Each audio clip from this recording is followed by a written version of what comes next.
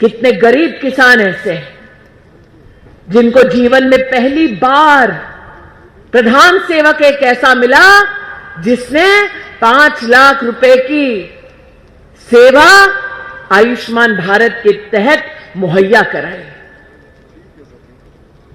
आज जो डंके की चोट पर विपक्ष के नेता बोल रहे हैं, उन्होंने कभी किसान परिवार के लिए ना शौचालय बनाया, ना उनकी रसोई में गैस का सिलेंडर भिजवाया, ना उनके परिवारों को आयुष्मान भारत का तोहफा दिया।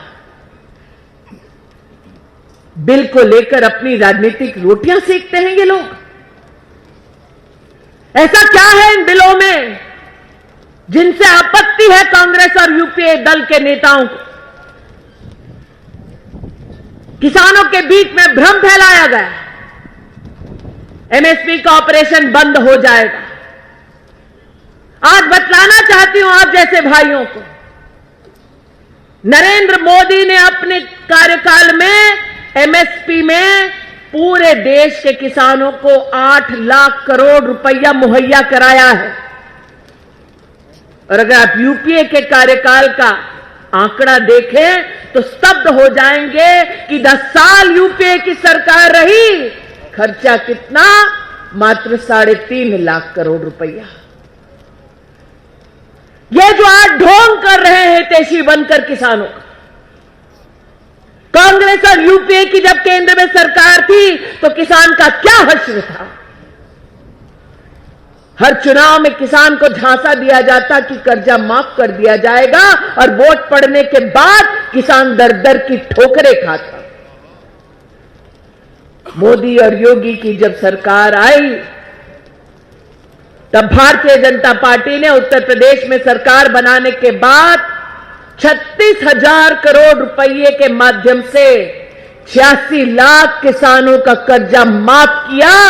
यह सत्य कोई झुठला नहीं सकता। डॉक्टर बालियान ने कहा, पश्चिमी उत्तर प्रदेश का किसान इतना संपन्न है कि 6,000 रुपया उसको कम लगता हो, लेकिन शुभ शुरुआत तो हुई।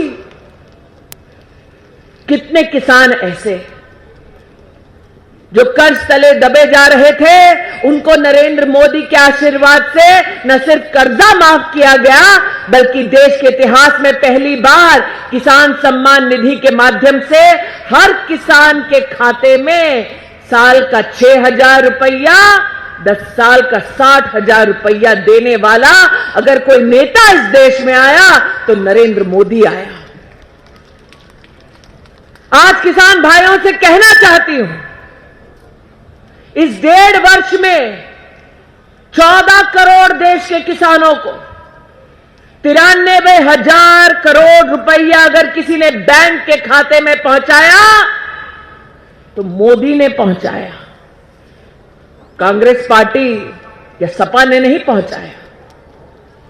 और दुस्साहस देखिए इनका, अगर कोई टीवी चैनल पर जाए तो कांग्रेस के और विपक्ष के नेता कहते हैं कि जिसने बिल बनाया वो किसान नहीं। मैंने पूछा क्यों? राहुल गांधी किसान है, सोनिया जी किसान है, जो देश की संसद में मिर्च हरी है कि लाल है यही तय नहीं कर पाते, वो किसान है। जो 40 इंच का आलू उगाते हैं, मशीन में आलू एक तरफ डालकर दूसरी ओर से सोना निकालने की बात करते हैं, वो किसान है। और इसीलिए आज आपसे कहने आई हूं, साल 2000 से शुरू हुआ यह सिलसिला कि कृषि क्षेत्र में किस प्रकार का उत्थान लाना है, उफान लाना है, क्रांति लानी है, ताकि किसान देश का समृद्ध हो सके। 20 साल की चर्चाओं के बाद गत 6 महीने में बिल के पारित होने से पहले देश के कृषि मंत्री ने 1.5 लाख ऑनलाइन किसानों से, किसान संगठनों से चर्चा करने के बाद देश की संसद में बिल को प्रस्तुत किया, सदन में आश्वस्त किया कि एमएसपी का ऑपरेशन बंद नहीं होगा, विपक्ष के बहकावे में ना आए।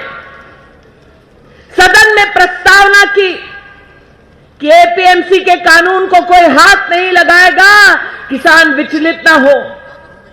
और आज डंके की चोट पर आपकी बहन ये कहती है कि बिल के पारित होने के बाद धान की खरीदी में 40 लाख से ज्यादा किसानों को गत 2 महीने में 73,000 करोड़ रुपया अगर किसी ने बैंक के खाते में दिलाया तो वो मोदी ने दिलवाया।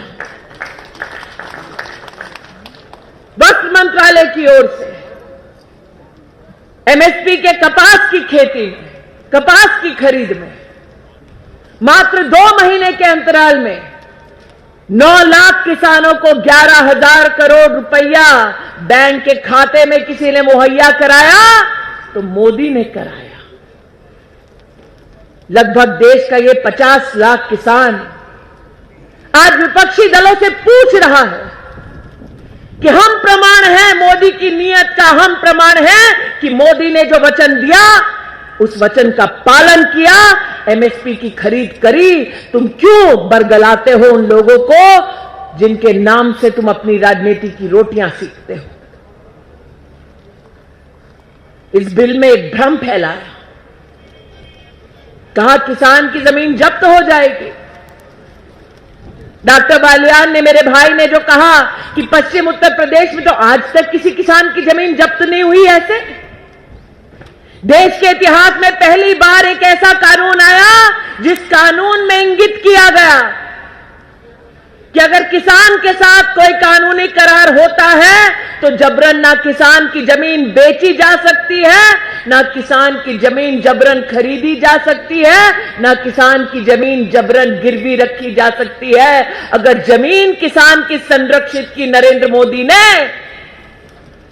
तो कांग्रेस पार्टी को और विपक्षी दलों को दुख क्यों होता है? डॉक्टर बालियान ने कहा कि मेरे जीवन की सबसे बड़ी उपलब्धि है कि मैंने अमेठी की लोकसभा सीट जीती है। लेकिन सही मायने में अगर मेरे जीवन की उपलब्धि कोई माने तो मात्र सीट जीतना उपलब्धि नहीं, अमेठी की बहन कहलाना मेरा सबसे बड़ा सौभाग्य है, दीदी कहलाना मेरा सबसे बड़ा सौभाग्य। और आज उनकी प्रतिनिधि, उनकी बहन होने के नाते आपसे कहना चाहती हूं, उस एक लोकसभा सीट पर 50 साल उस खानदान का राज था और उस एक लोकसभा सीट पर किसान की क्या गत की गांधी खानदान ने, उसका प्रमाण इस मंच से आज मैं दे सकती हूं। राहुल गांधी और कांग्रेस पार्टी के नेताओं ने उस एक सीट पर किसान को धोखे में रखकर यह कहा कि जमीन अपनी दे दो, हम नौकरी देंगे। किसान ने राहुल गांधी और कांग्रेस पार्टी पर विश्वास करके अपनी जमीन दी और हड़प गए गांधी खानदान के लोग। 6 साल से वो किसान जिसने गांधी खानदान पर, कांग्रेस के नेताओं पर भरोसा किया, वो किसान दर बदर की ठोकरें खा रहा है ताकि अपनी जमीन वापस ले सके। अरे जो अपने ही लोकसभा क्षेत्र में किसान की जमीन खा गए, वो देश के किसान के क्या खाक हो पाएंगे? दोगलापन देखिए इस पार्टी का, दोगलापन ऐसा कि अमेठी से भागकर वायनाड गए, वहां पर एपीएमसी का एक्ट नहीं लगा है, वहां पर मंडी व्यवस्था राहुल गांधी ने सुदृढ़ नहीं की है। अरे दोगलापन तो इतना कि जब ये बिल संसद में आया था चर्चा के लिए, तब वो विदेश की यात्रा पर गए थे, तब उनके पास देश के किसान के लिए समय नहीं था। इसलिए आज जैसे डॉक्टर बालियान ने कहा, जो किसान इस भ्रम में है कि राहुल गांधी तारणहार बनेंगे, उनसे कहना चाहती हूं, जिस राहुल गांधी के सामने कांग्रेस खुद डूब रही है, वो राहुल गांधी जो अपनी पार्टी को ना बचा सके, वो देश के किसान का क्या खाक कल्याण कर पाएंगे? आज किसान भाइयों से कहने आई हूं, नए भारत के निर्माण में किसान का योगदान, किसान की भूमिका अहम है और इसी नए भारत के निर्माण में टेक्नोलॉजी, किसान और कृषि क्षेत्र से जुड़े इस संकल्प के साथ अगर हर जिले में कृषि विज्ञान केंद्र किसी ने स्थापित करने की किवायद की, शुरुआत की, तो उस नेता का नाम देश का प्रधान सेवक नरेंद्र मोदी है। देश का किसान आज टेक्नोलॉजी से जुड़कर नए आकाश को छूना चाहता है। देश के 500 जिलों में मंडियों को टेक्नोलॉजी से जोड़कर 1,70,00,000 किसानों को इनाम की योजना के माध्यम से 1,30,00,000 करोड़ का अगर व्यवसाय किसी ने सुनिश्चित करके दिखाया इन 5 सालों में, तो नरेंद्र मोदी ने कर दिखाया। आज किसान भाई जो प्रगति के पथ पर चल पड़े हैं, उनको आज आश्वासन देने आई हूं कि अगर इस वर्ष का आप बजट देखें भारत सरकार का, तो मात्र कृषि क्षेत्र के लिए 1,30,000 करोड़ से ज्यादा पैसा मात्र भारत के कृषि क्षेत्र के लिए अगर किसी ने मुहैया कराया, तो वो भारतीय जनता पार्टी की केंद्र की सरकार ने कराया। बाल्यान साहब के अपने मंत्रालय में पशु के टीकाकरण के लिए 13,500 करोड़ रुपया किसी ने अगर मुहैया कराया, तो भाजपा की केंद्र की सरकार ने कराया। अरे डेयरी के हमारे किसानों के लिए 20,000 करोड़ रुपया किसी ने अगर मुहैया कराया, तो भाजपा की केंद्र की सरकार ने कराया। जब कोरोना की महामारी ने हिंदुस्तान पर दस्तक दी, तब भी कोल्ड स्टोरेज हर जिले में बन सके, उसके लिए 1,00,000 करोड़ रुपया एग्री इंफ्रा फंड में अगर किसी ने मुहैया कराया, तो केंद्र की सरकार भारतीय जनता पार्टी नित सरकार ने कराया। इसलिए आज कर्मठ किसानों के सम्मुख भारतीय जनता पार्टी के सांसद, विधायक, जिला अध्यक्ष, पदाधिकारी आभार व्यक्त करने आए हैं। आपने आज यहां अपनी उपस्थिति से, आपने कृषि मंत्री के समर्थन से, आपने नरेंद्र मोदी को सार्वजनिक आशीर्वाद देकर यह ऐलान किया है कि मोदी है तो कृषि क्षेत्र में भी प्रगति मुमकिन है। इस बात को प्रतिस्थापित करने के लिए आपका आभार व्यक्त करती हूं। जाने से पहले बोलना चाहती हूं कि कुछ लोग ऐसे हैं जो किसान के कांधे से अपनी बंदूक चला रहे हैं, और बंदूक भी कैसी कि किसान आंदोलन के नाम पर पोस्टर हाथ में दिए जाते हैं उन लोगों के जिन लोगों ने दिल्ली में दंगे कराए। किसान आंदोलन के नाम पर विपक्षी दल इकट्ठा करते हैं उन लोगों को जो सरेआम देश की राजधानी से ऐलान करते हैं कि मोदी को मौत के घाट उतार देंगे। आज मेरठ के किसान से पूछती हूं, आपके प्रधान सेवक के ऊपर इस प्रकार की तोहमत लगाने वाले लोग, आपके नेता को मौत के घाट उतारने की बात करने वाले लोग, क्या सही मायने में किसान हित में अपना काम कर रहे हैं?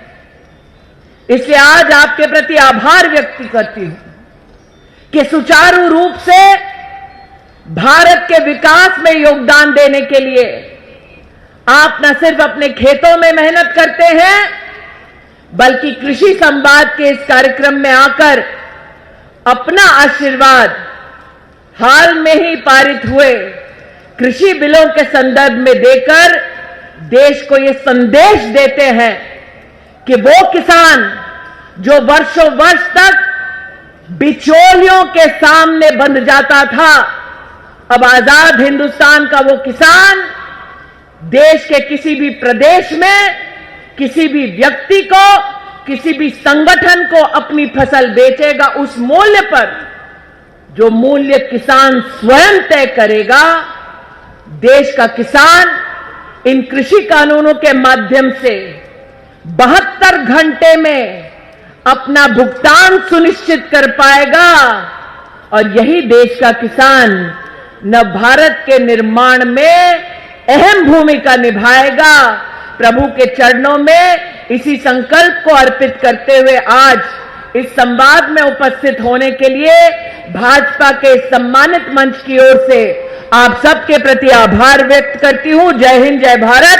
बोलो भारत माता की। धन्यवाद।